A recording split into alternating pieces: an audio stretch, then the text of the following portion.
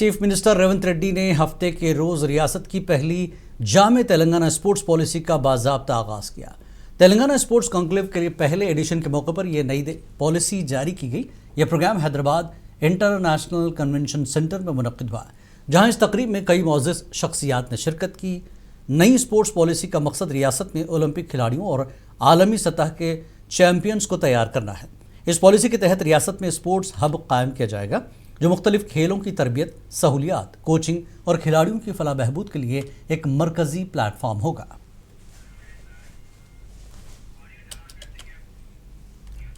हैदराबाद के HICC में Telangana sports का कॉन्क्लेव के पहले एडिशन का इफ्तिताम अमल में आया। इस प्रोग्राम में वज़ीर आला रेवंत रेड्डी, रियासती वज़ीर श्रीहरि, हुकूमत के मुशीर जितेंद्र रेड्डी, स्पोर्ट्स अथॉरिटी के चेयरमैन शिवसेना रेड्डी, हुकूमत के special chief secretary Jayesh Ranjan, कौमी और बैन अल-अक़वामी खेलों से ताल्लुक़ रखने वाले अहम शख्सियात और खेलों की तंजीमों के मुंतज़मीन ने शिरकत की। इस प्रोग्राम से वज़ीर आला रेवंत रेड्डी ने खिताब किया।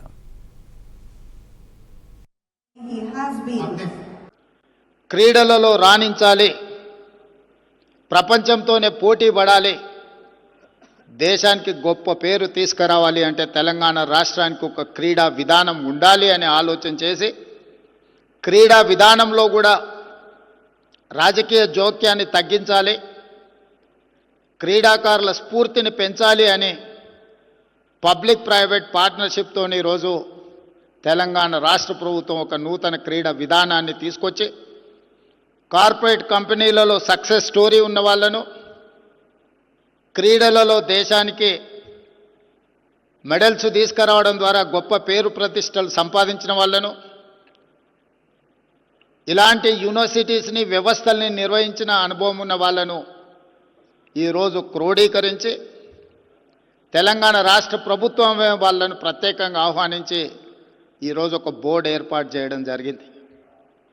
ఈరోజు రాష్ట్ర ప్రభుత్వం పరిమితమైన పాత్ర పోషిస్తూ వెసులుబాటు కల్పించి ఈరోజు ఈ విధానాన్ని ముందుకు తీసుకువెళ్ళాలని, మన ప్రాంతానికి, మన నగరానికి పేరు లేదని కాదు, 1956 ఒలింపిక్స్ క్రీడలలో ఈ దేశానికి 4వ స్థానం సాధించి పెట్టిన ఫుట్బాల్ టీంలో 9 మంది క్రీడాకారులు మన హైదరాబాద్ నగరం నుంచే రిప్రజెంట్ చేసిందంటే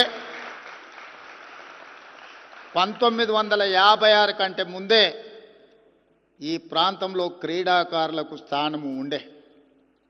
అక్కడి నుంచి మొదలు పెడితే ఇండియన్ క్రికెట్ కెప్టెన్ అజరుద్దీన్ కావచ్చు,